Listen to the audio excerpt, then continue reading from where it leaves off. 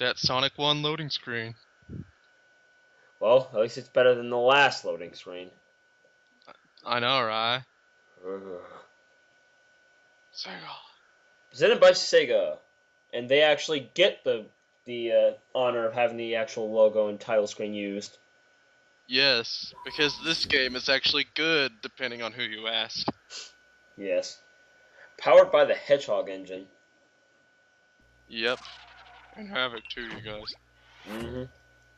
Hedgehog engine also powered Sonic Generations, but it did not get its logo slapped in the front of the game, or anywhere for that matter. For some reason. Yeah, so anyway, Sonic Unleashed. Yes, this is the second of the modern era picks for Sonic Generations. At least the home console ones. The 3DS version, for whatever reason, only got, I believe, Sonic Rush and Colors. Yep. Why we're not doing Rush, you ask? Because plot convenience, that's why. Yeah. That and I can't be bothered to download a DS-ROM. But anywho's, it's... Time for Spagonia. Before we actually go to the stage, we're gonna muck around the town. Because it's really fun to do that, and Spagonia is the biggest hub world. All the others are pitifully small. But wait, no, I'm pretty sure Shamar is almost twice as... Well, with the exception of Shamar, I was about to say. Conveniently, the ones with Professor Pickle in them are... Yep. Yeah, Professor Pickle automatically makes the hubs much bigger. Because he's so awesome that they have to have a big hub world to contain it. Also, that was his assistant you saw back there. He refilled your camera flashes, which you use to exercise spirits at night as the Werehog, though we're not going to be doing any Werehog stages in this part, so telling you that was completely pointless. Yep. And he isn't voiced by Jason Griffith in the hub world. Jeez, I wonder why. I do wonder why indeed. Though I really couldn't care less. Yeah. Whole pack of robots! Now that's his only good line, and it's good for all the wrong reasons. Yeah. I could go from Italian right now. Mamma mia. Pasta alla Pachico, and I probably just horribly slandered that, so forgive me. Live as Italian, isn't that funny? Ha ha ha ha ha! She's gonna kill us, but ha ha ha ha! Yep, gotta buy that chili dog. It's Sonic's favorite food, don't you know? Yep, this is the first game where you actually, encourage him eating it. Though I don't think, though he doesn't devour the damn thing until Black Knight, which came out 1 year after this did. Yeah, but this is the first game to say that it's Sonic's favorite food. So it is now canon. You know what else is canon, but isn't going to be in the Road to Generations? Secret Rings, as the first, or one of the first cutscenes of Generations pointed out. According to Sonic's memory, Secret Rings is canon, but Black Knight isn't. Even though it's a sequel to Secret Rings. How does this work? I will never know. I usually just assume it's canon because, like I said, sequel to Secret Rings. And it seems to acknowledge this version of Sonic Unleashed rather than the Wii version. Well, they're almost... Well, actually, no, I can't say almost exactly the same. They play and look completely different. Yeah. Story-wise, I mean, there's nothing has changed. Well, I was talking about the thing in the hub world where, when Amy asks you to go on a date, you can accept, and Black Knight seems to acknowledge that. Oh yeah, that was great. Also, that was not in the Wii version because there are no hub worlds. Nope, you just get point and click. Woohoo. Yep.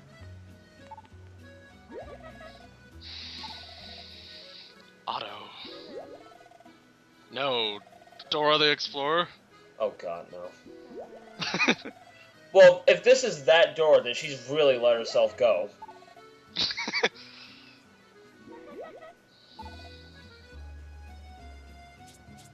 Yep, exploring around that hub world. Quick stepping around like a moron. I like talking to everyone because there's some really genuinely funny dialogue sometimes. There is. You don't really get that much interaction with townsfolk, or at least you haven't gotten it since SA1, actually. Yeah.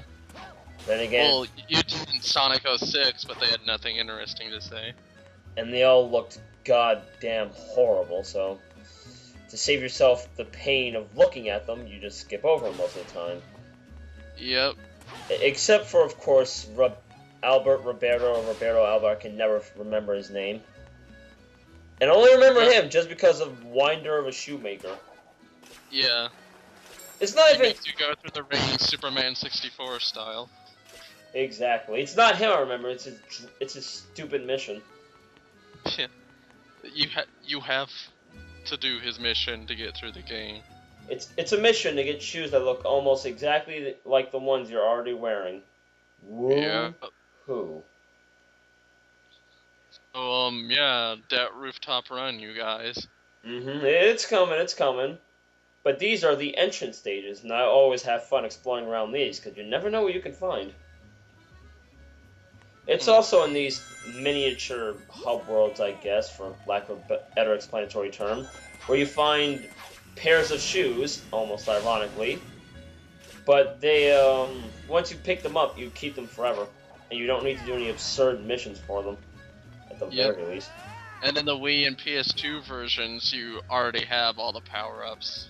For some reason. I don't know which method is better, to be honest. Well, the Wii version is better in that regard, but it's just, why do we level up items equivalent to level up items from SA2 in order to progress, seeing how Sonic's been using these skills for years. Yeah. In fact, it's in Spagonia, or at least this entrance stage, where you get the shoes that let you do the wall jump.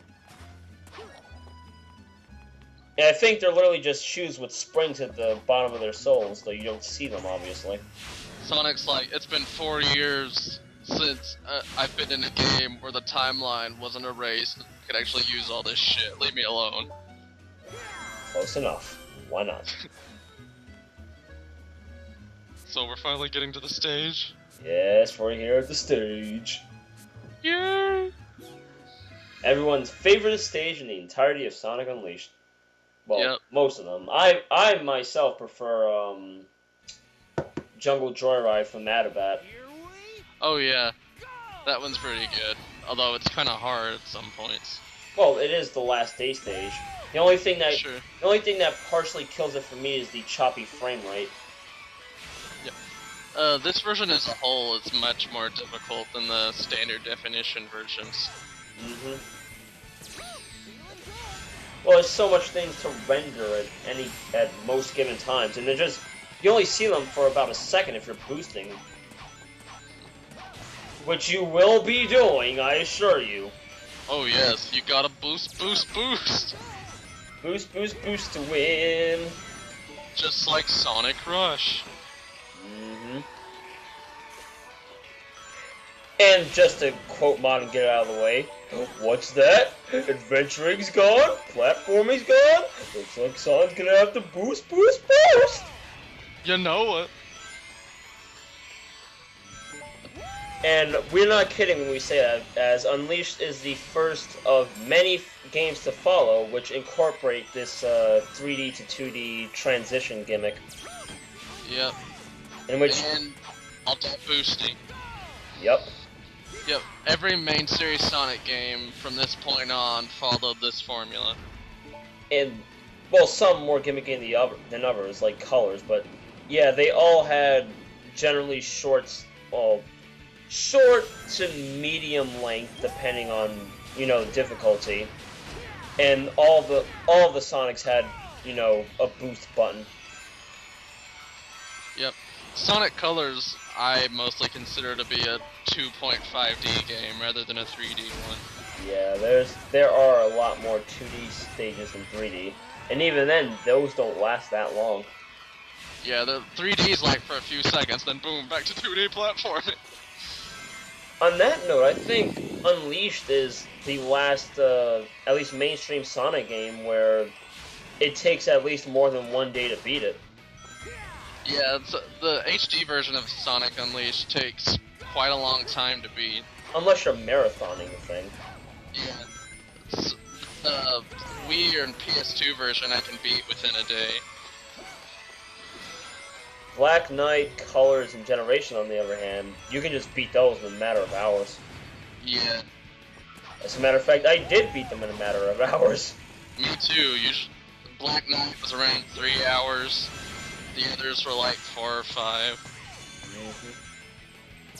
That's not to say they aren't enjoyable, though. Yeah, they're enjoyable, but they're really short. This one's enjoyable, but kind of long. Which I think is good.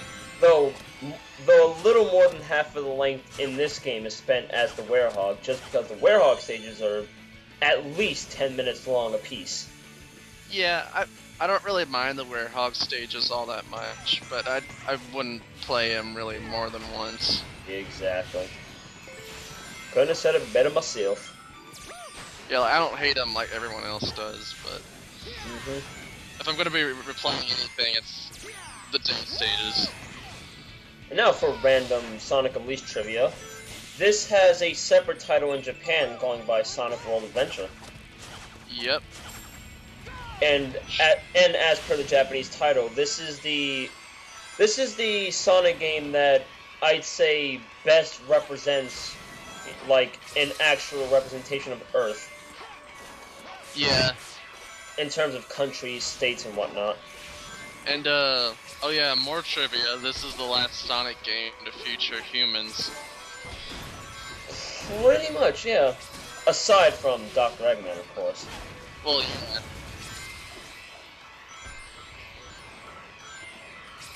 Also, Tails is in this game, though you don't really see him for more than a couple of cutscenes. Same with Amy. Yeah, because that ship. Yep. Though I liked Chip, I didn't think he was that obnoxious or anything. Yeah, I like Chip. How people compare him to Scrappy-Doo is beyond me. Well, he looks kind of like a Chihuahua. He is certainly Scrappy, but just not annoying. That annoying, at least. Yeah. And if that S rank, we leave you to conclude the Road to Generations in the next part, which will be Colors, the final entry of the modern era. How are we gonna do that shit? We already do Let's Play. We'll figure it out!